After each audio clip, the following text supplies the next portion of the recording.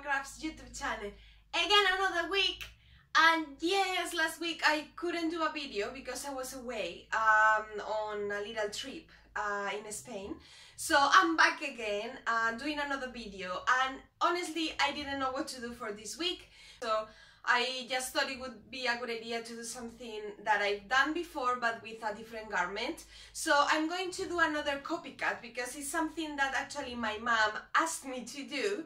She's very cheeky as well, so when she saw that I have copied one of my dresses, she asked me if I could copycat this dress.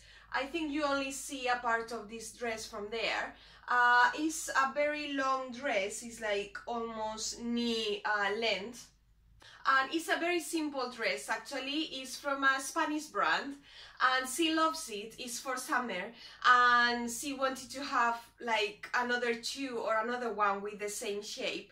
So I said yes, of course, and I thought it would be a good idea to show you again how to copycat something that is not for you, but this time for someone else. So maybe, I don't know, your boyfriend, your mom, your friend, your whatever comes and say, oh, could you please, you know, I would love to have another one of these, a skirt, a blouse, a dress, whatever, and could you please, you know, maybe make one for me? So then you can say yes, of course, and I'm going to show you how to. So yeah, as you can see, the dress is quite simple. It's, you know, very long dress. It has a really cute opening at the side that I'm going to replicate as well. Short sleeves and then a button placket that because she told me that it's not functional, so she doesn't need to open the placket to put the dress over her head. I'm not going to actually do the placket because it could be a little more time, so I'm just going to fake the placket. I'm going to do just decorative placket, and that's it. And then it has some kind of binding on the neckline, so no facings. I think it's going to be super easy to replicate. And for this one I bought a really beautiful fabric that I'm going to show you on the next bit of the video. And also it has pockets, and she was like, oh, no need to do the pockets if you don't want to. And I was like, Mom, of course I'm going to do pockets. Everything needs to have a pocket, so no worries. So yeah, guys, I'm going to do this on the video. I'm going to show you how to copycat the dress, and on the next week I'm going to show you how I make the actual dress. So we'll do a video on that for next week, so you can see that, and then you will see the two dresses together. It's a massive bee on the window. Hopefully it will go away. So yeah, I'm going to do that today, and next week I will do the dress so that you can see it. So yes, guys, get ready! Yay! So here I am. As usual, you won't see my face much, but I will show you everything in here. So last time I already showed you the tools that you need to copycat, which are tools that also you can use for pattern drafting and pattern cutting. So yeah, I think it's always good to have some of these. The tools that you need and that I usually use are these, mainly the ones that are here. So first of all, I usually use a foam board to protect my table, because I'm going to use a tracing wheel like this one with a pointy wheel at the end. And when you use this one, of course, if you use it on your table, you're going to create holes. So I bought this one on a stationery shop. It was really cheap, and I use it a lot with you know, all my patterns and to copycat and to draft. As I said, the tracing wheel is perfect, and I will show you how to use it in a minute. The paper pattern, I usually use this one, which comes with X's and little dots. And this one is very popular for tracing patterns or pattern drafting or pattern cutting. Then I've got you know, pens, and then a pencil, and then this Sharpie, just sometimes I mark things on the pattern. And then I've got my pins. I will show you how to use them in a minute. My eraser, and then I've got the sellotape. So this curved rule is great for armholes. Then I've got my French curves, which are again the same for curves and armholes and similar, and necklines, and these are great. I haven't used these too much, but yeah, I think it's good to have them anyway on your stash of, you know, pattern cutting stuff. First of all, I'm going to put my massive piece of paper here. Now I'm going to take my dress, which is this one. I'm going to show you just quickly the fabric that I bought. So I bought this lovely fabric. I bought it at John Lewis. I don't remember the brand. I thought at the beginning that it was this Nanny Hero, because they now are selling lots of those, but I don't think it's... Oh, it's Coca fabric. Yeah, it's Coca fabric. So of course it's lovely, made in Japan. It was a little bit expensive, but my mom paid for the fabric, and when she said she was going to pay for the fabric, I was just like, okay, I will choose the nicest one. And of course it's not your money, so just spend a little bit more. So yeah, I think it's lovely. It comes with these kind of, you know, geometric shapes, like the circles, but they don't have like a big definition. And then they have these two that look like butterflies, and I don't know, she really liked it. My mom, of course, doesn't wear the same crazy prints and colors that I usually use. So yes, she was really happy with this one, and she thought it was fun as well. So, well, I think it's going to be lovely. And also it's a linen, but it's so soft and nice. It's perfect for summer, and I honestly really like it more than the one that she bought actually in this shop. Okay guys, I think, honestly, I don't drink coffee, but sometimes I feel like I've drunk so much coffee. For now, I'm going to copy the front of the dress, then the back, and then I will do the sleeves, and of course I will add the seam allowances that I need to do at the end. So I'm going to place my dress as carefully as possible on the paper. Now what I'm going to do is I'm going to use my pins, because I need to make sure that this dress doesn't move when I trace around. So what I do is basically pin all around to secure, and because I've got my foam board underneath, it's great because I can feel how the pins are going, you know, on the inside. And in this case, I'm going to go around the armholes, and I will show you later on how you make those marks on the paper pattern. Now I've got my dress with all the pins. I didn't do the end of the dress. I need to do till here because I don't have more space in my table. So I'm going to show you first this, and then I will do the rest by my own, but I want to show you how to trace around the piece so that you can then add the seam allowances and copy. So because we are doing the front of the dress, we need to mark first of all our neckline. So for that, what I'm going to do is actually take one of the pins and go just like this all around, and I need to remember that this is like the final shape, so I need to do the seams later on. Here it goes till here more or less. I'm going to do it till there, and now I'm going to take my tracing wheel. I'm going to mark this bit, and also I'm going to mark where the neckline starts to join later. And now what I'm going to do is mark the armhole in the same way that I marked the neckline. So I just punch through the fabric, as you can see, and then these little punches are going to get transferred to the actual paper, and that I'm going to join later on and then add my seam allowances. So I'm doing that. It ends there. I'm going to make another mark in here where it ends, and another one in there where it begins. And now what I'm going to do is basically, as you can see, I'm holding the dress I'm going to trace with my tracing wheel all along the dress. Okay, I'm stopping there because I need to actually move the dress. And you can go back and forward and to make sure that you're doing it properly. I'm also going to mark where my pockets are located.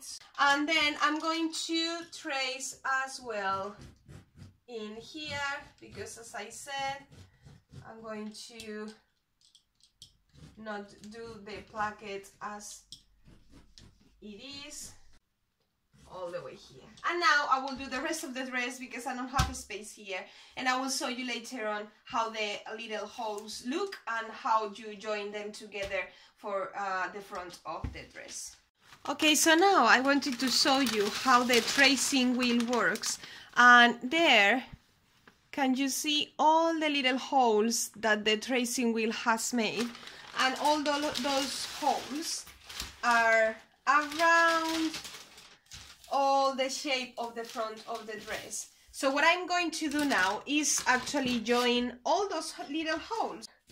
I just go joining those little holes, and then I just start joining these little bits in here.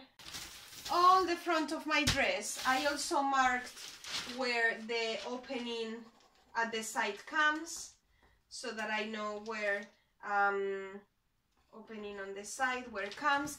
And now what I'm going to do is just add the seam allowances. I'm going to mark as well my grain line. You know, that is the direction of the fabric where you want to put it.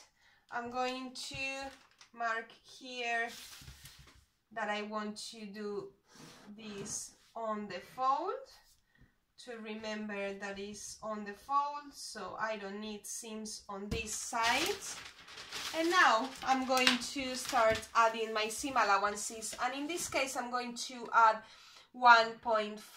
I want to make sure that I do it properly, so I'm just going to add my seams, and then I'm going to join all the bits, and then I will have the front of the dress done. And then after that I will do the back, which is exactly the same process, and then I will show you how to do the sleeves, which are a little bit different. Okay, so now I've got my front and my back ready, and what I would suggest you do now, and they have all the seam allowances and everything, so what I would suggest you do right now is to take your tape measure and make sure that the length and the width and everything is more or less the same length that you have copied. So what I'm going to do is start measuring the front of the dress and then compare it with this one, my piece of the dress that I copied, and then I will do the same with the back. So now at this stage you can still make changes on the pattern pieces, and I think it's a good way to get you know, the best copycat possible. Okay, so now I'm going to show you how to trace the sleeve, how to copy it, and I think you more or less can start seeing how the piece is going to come out. So we are going to trace half of the sleeve, and then we are going to do a little trick to trace the other side of the sleeve. So we are going to do like we did before. We are going to take our pins, and then we are going to start copying it. So I'm going to put this in here, and this point in here is going to be the crown of our sleeve. So half of the sleeve would come this way, and the other half will come the other way. To mark it properly. Okay, so I'm going to actually follow this line in here. That's why this kind of paper is really useful, because you can place your pattern pieces following straight lines that you know they are straight. So then I'm going to put another pin in there. So now what I'm going to do is what I did before when doing the armholes. So I'm going to mark with my pin doing little punches along the armhole on the seam line, and then I will join like we did before the lines. Okay, so that side is done, and now because I'm going to follow that line, I'm not going to use a tracing wheel, although I could, because it's just, you know, like this, but then I will follow the straight line. And here I think I'm going to do something similar. I'm going to try and follow this line so I know it's straight, and then I'm going to do the little bit there, and then when I take my pins out, I've got my little holes in there, and what I do now is just to join them better with my curved rule. And now to come up with the other half of the sleeve, what I'm going to do is actually fold my sleeve along the middle. Whoop. And then you see that I've got paper underneath. So what I'm going to do to have, you know, the perfect sleeve and have the same shape is following with my tracing wheel slowly this line in there, just over the lines that we have made, like that. Okay, and then in here on the curve, doing it slowly. Usually this takes me much more time to do it because I do it much slower, but because I just want to show you how to do things, I do it a little bit quicker. But of course, take your time to do things. And now when I open the paper, I've got my other side of the sleeve. You see, like the little dots in there. So now what I do is I take my pen and I just draw that. So I've got my whole sleeve in here. Okay, and what I'm going to do now is add the seam allowances like I did on the other piece. And with that, we would be done with the pattern pieces for the dress. Later, I'm going to just copy this little bit in here to do the button stand, which is not going to be functional but just decorative. So I'm just going to do it double, and then I'm going to top stitch, and then I will sew my buttons, and then I think I will do on the same fabric, but this I will do next week. I'm going to actually do some binding using the same fabric from the dress, so I think it's going to look really nice. And last, I'm going to trace off my pockets well, and then I will have all my pieces ready, and yeah, I just need to cut my fabric. Okay guys, so now as you can see, I've got all my pieces ready, and I forgot to tell you before, there is something that of course you need to have in mind. Any piece that you want to copycat, take your time. I mean, I'm doing these videos a little bit quicker because if not they would be super long, but take your time, sit down, take a look at your garment, the garment that you want to copy, and just make a list of all the elements of the pattern of the garment, all the pattern pieces that you need to have at the end. Measure, and during the process while copying the pieces, you know, against your garment. And make sure you add the seam allowances and that you are happy with, you know, the last pattern pieces. You can make a toile as well if you want to make sure that it looks the way you want. And then in the end you just need to, you know, cut your nice fabric and then make your new dress or skirt or whatever in the shape of a favorite garment that you have, or you can do like I did today, something for somebody else, and in this case it was my mom.